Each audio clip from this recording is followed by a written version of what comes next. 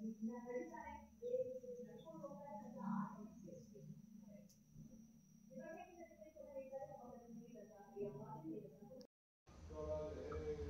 Everyone, welcome back to my channel. ನಾನು ನಿಮ್ಮ ಪ್ರೀತಿ ಅಶ್ವಿನಿ ಮಂಜುನಾಥ್. ಹೇಗಿದ್ದೀರಾ ಎಲ್ಲರೂ? ಐ ಹೋಪ್ ಚೆನ್ನಾಗಿದ್ದೀರಾ ಅಂತ ಭಾವಿಸ್ತಾ ಇದ್ದೀನಿ. ನಾನು ಕೂಡ ಚೆನ್ನಾಗಿದ್ದೇನೆ.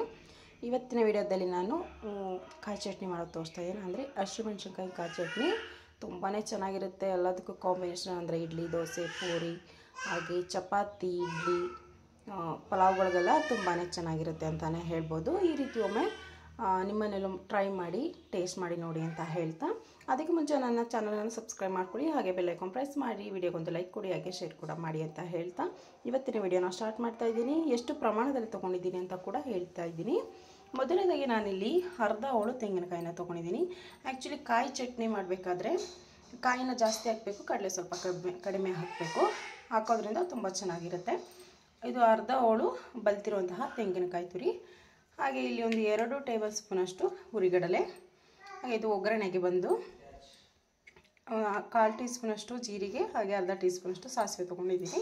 ಹಾಗೆ 1 ಗೆಡ್ಡೆ ಬೆಳ್ಳುಳ್ಳಿ, ಚಿಟಿಕೆ ಹಿಂಗು, 4 ರಿಂದ 5 ಮೆಣಸಿನಕಾಳು ಮತ್ತು ರುಚಿಗೆ ತಕ್ಕಷ್ಟು ಉಪ್ಪನ್ನು ತೊಗೊಂಡಿದ್ದೀನಿ. ಹಾಗೆ ಇಲ್ಲಿ ಖಾರಕ್ಕೆ ಅನುಗುಣವಾಗಿ 4 ಹಸಿಮೆಣಸಿನಕಾಯಿ ತೊಗೊಂಡಿದ್ದೀನಿ. ಹಾಗೆ ಒಂದು ಚಿಕ್ಕ ತುಂಡಷ್ಟು ಶುಂಠಿಯನ್ನು ಹಾಕ್ಕೊಳ್ತಾ ಇದ್ದೀನಿ. ಶುಂಠಿ ಹಾಕೋದ್ರಿಂದ ಗ್ಯಾಸ್ಟ್ರಿಕ್ ಬರೋದಿಲ್ಲ, ಅದಕ್ಕೋಸ್ಕರ. ಹಾಗೆ ಇಲ್ಲಿ ಸ್ವಲ್ಪ ಕರಿಬೇವನ್ನು ಹಾಕ್ಕೊಳ್ತಾ ಇದ್ದೀನಿ. ಹಾಗೆ ಇಲ್ಲಿ ಒಗ್ಗರಣೆಗೆ 2 ಒಣಮೆಣಸಿನಕಾಯಿ ತೊಗೊಂಡಿದ್ದೀನಿ.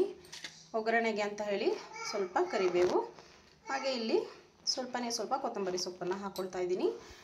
ನಾನಿಲ್ಲಿ ಯಾವುದೇ ರೀತಿ ಹುಣಸೆಹಣ್ಣನ್ನು ಬಳಸ್ತಾ ಇಲ್ಲ. ಸೊ ಮೊದಲನೇದಾಗಿ ನಾನಿಲ್ಲಿ ಒಂದು ಮಿಕ್ಸಿ ಜಾರನ್ನು ತೊಗೊಂಡಿದ್ದೀನಿ, ಅದಕ್ಕೆ ಕಾಯನ್ನು ಹಾಕ್ಕೊಳ್ತಾ ಇದ್ದೀನಿ. ನೆಕ್ಸ್ಟು ಹುರಿಗಡಲೆ. ನಿಮಗೆ ಆಪ್ಷನಲ್ಲು ಒಗ್ಗರಣೆ ಮಾಡಲಿಕ್ಕೆ ಇಷ್ಟ ಇಲ್ಲ, ನಿಮಗೆ ಹಾಗೆ ರಾ ತಿಂತೀನಿ ಅಂದರೆ ತಿನ್ಬೋದು, ಹಾಗೂ ಚೆನ್ನಾಗಿರುತ್ತೆ. ಬೆಳ್ಳುಳ್ಳಿ ಹಾಕ್ಕೊಳ್ತಾ ಇದ್ದೀನಿ. ಹಾಗೆ ಕಾಳುಮೆಣಸು, ಹಾಗೆ ರುಚಿಗೆ ತಕ್ಕಷ್ಟು ಉಪ್ಪು. ನೆಕ್ಸ್ಟು ಕರಿಬೇವಿನ ಎಲೆಗಳು, ಹಾಗೆ ಒಂದು 4 ಹಸಿಮೆಣಸಿನ್ಕಾಯಿ. ನೆಕ್ಸ್ಟ್ ಒಂದು ತುಂಡಷ್ಟು ಶುಂಠಿಯನ್ನು ಹಾಕ್ಕೊಳ್ತಾ ಇದ್ದೀನಿ. ಇಷ್ಟನ್ನು ಹಾಕ್ಕೊಂಡು ನಾವು ನೀರು ಹಾಕಿ ನೈಸಾಗಿ ರುಬ್ಕೊಂಡು ಬರಬೇಕು. ಅಂದರೆ ನೈಸಾಗಿ ಅಂದರೆ ತುಂಬ ಪೇಸ್ಟ್ ಮಾಡಲಿಕ್ಕೆ ಹೋಗಬೇಡಿ, ಸ್ವಲ್ಪ ತರಿ ಆಗಿ, ಅಂದರೆ ತುಂಬ ಬೇಡ, ಸ್ವಲ್ಪ ಮೀಡಿಯಮಾಗಿ ನಾನು ನಿಮಗೆ ತೋರಿಸ್ಕೊಡ್ತೀನಿ.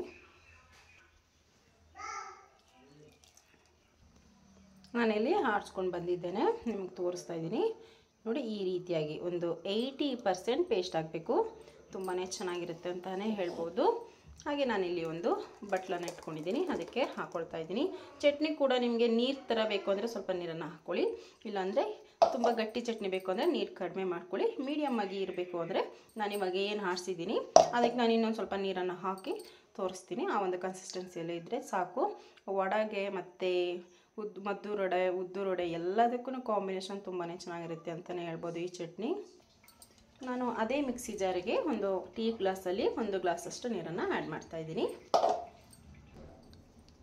ಆ್ಯಡ್ ಮಾಡಿದ ನಂತರ ಈ ರೀತಿಯಾಗಿ ಮಿಕ್ಸ್ ಮಾಡ್ಕೊಬೇಕು. ಈ ಒಂದು ಕನ್ಸಿಸ್ಟೆನ್ಸಿಯಲ್ಲಿ ಇದ್ದರೆ ಸಾಕು. ಲೈಕ್ ಹೋಟೆಲಲ್ಲಿ ಹೇಗೆ ಚಟ್ನಿ ಇರುತ್ತೆ ಸೇಮ್ ಅದೇ ಥರ ಟೇಸ್ಟ್ ಇರುತ್ತೆ, ತುಂಬ ರುಚಿಯಾಗಿರುತ್ತೆ ಅಂತಲೇ ಹೇಳ್ಬೋದು. ಇವಾಗ ಇದಕ್ಕೊಂದು ಒಗ್ಗರಣೆ ಹಾಕ್ಕೊಳ್ಳೋಣ. ನಾನಿಲ್ಲಿ ಒಗ್ಗರಣೆ ಪ್ಯಾನನ್ನು ಮಾಡಿಕೊಂಡು 2 ಟೀ ಸ್ಪೂನಷ್ಟು ಆಯಿಲನ್ನು ಹಾಕ್ಕೊಂಡಿದ್ದೀನಿ, ಬಿಸಿಗಿಟ್ಟಿದ್ದೀನಿ. ಎಣ್ಣೆ ಬಿಸಿ ಇದೆ. ಮೊದಲನೇದಾಗಿ ಸಾಸಿವೆ ಹಾಕ್ಕೊಳ್ತಾ ಇದ್ದೀನಿ. ಸಾಸಿವೆ ಸಿಡಿತಾ ಇರೋ ಟೈಮಲ್ಲಿ ಜೀರಿಗೆ ಹಾಕ್ಕೊಳ್ತಾ ಇದ್ದೀನಿ. ಹಾಗೆ ಒಣಮೆಣಸಿನಕಾಯಿ, ಕರಿಬೇವು ಸೊಪ್ಪನ್ನು ಹಾಕಿ ಸ್ಟವನ್ನು ಆಫ್ ಮಾಡ್ಕೊಳ್ಳಿ. ಇಲ್ಲಿ ಒಗ್ಗರಣೆಯನ್ನು ಕೆಳಗಡೆ ಇಳಿಕೊಂಡಿದ್ದೀನಿ. ಹಾಗೆ 1 ಚಿಟಿಕೆಯಷ್ಟು ಹಿಂಗನ್ನು ಹಾಕ್ಕೊಳ್ತಾ ಇದ್ದೀನಿ. ಹಾಗೆ ಇಲ್ಲಿ ಹಚ್ಚಿಟ್ಕೊಂಡಿರುವಂತಹ ಸಾಂಬಾರು ಸೊಪ್ಪನ್ನು ಹಾಕ್ಕೊಳ್ತಾ ಇದ್ದೀನಿ. ಈ ರೀತಿ ಒಗ್ಗರಣೆ ಮಾಡಿ ತಿನ್ನೋದ್ರಿಂದ ತುಂಬಾ ರುಚಿ ಇರುತ್ತೆ, ಮಧ್ಯದಲ್ಲಿ ಸಿಗುತ್ತೆ ಅಂತಲೇ ಹೇಳ್ಬೋದು ತಿನ್ನಬೇಕಾದ್ರೆ. ನಾನು ಆಡಿಸ್ಲಿಕ್ಕೆ ಸಾಂಬಾರು ಸೊಪ್ಪು ಹಾಕಿಲ್ಲ, ಈ ಒಗ್ಗರಣೆ ಚಟ್ನಿಗೆ ಹಾಕ್ಕೊಳ್ತಾ ಇದ್ದೀನಿ. ಚಟ್ನಿಗೆ ಹಾಕಿ ಕಂಪ್ಲೀಟಾಗಿ ಮಿಕ್ಸ್ ಮಾಡ್ಕೊಬೇಕಾಗತ್ತೆ, ತುಂಬಾ ಚೆನ್ನಾಗಿರುತ್ತೆ. ಹಾಗೆ ಮನೆಯಲ್ಲಿ ನೀವು ಟ್ರೈ ಮಾಡಿ. ಕಾಂಬಿನೇಷನ್ ಅಂತೂ ಎಲ್ಲದಕ್ಕೂ ಪರ್ಫೆಕ್ಟಾಗಿರುತ್ತೆ. ರೈಸ್ಗೂ ಕೂಡ ಹಾಕ್ಕೊಂಡು ಜೊತೆಯಲ್ಲಿ ತುಪ್ಪನೋ ಎಣ್ಣೆನೋ ಬೆಣ್ಣೆನೋ ಯಾವುದಾದ್ರೂ ಬಿಸಿ ಅನ್ನಕ್ಕೆ ಹಾಕ್ಕೊಂಡು ತಿಂದ್ರೂ ತುಂಬ ಚೆನ್ನಾಗಿರುತ್ತೆ. ನಾವು ಕೂಡ ಮನೆಯಲ್ಲಿ ಎಮರ್ಜೆನ್ಸಿ ಸಾಂಬಾರೇನು ಮಾಡೋಕ್ಕಾಗಲಿಲ್ಲ ಅಂದಾಗ ಈ ರೀತಿ ಚಟ್ನಿ ಮಾಡಿಕೊಂಡು ರೈಸನ್ನು ಊಟ ಮಾಡ್ತೀವಿ. ಈ ವಿಡಿಯೋ ಇಷ್ಟ ಆಗಿದೆ ಅಂತ ಭಾವಿಸ್ತಾ ಇದ್ದೀನಿ. ನೆಕ್ಸ್ಟ್ ವಿಡಿಯೋದಲ್ಲಿ ಸಿಗ್ತೀನಿ. ಟೇಕ್ ಕೇರ್, ಬಾಯ್ ಬಾಯ್.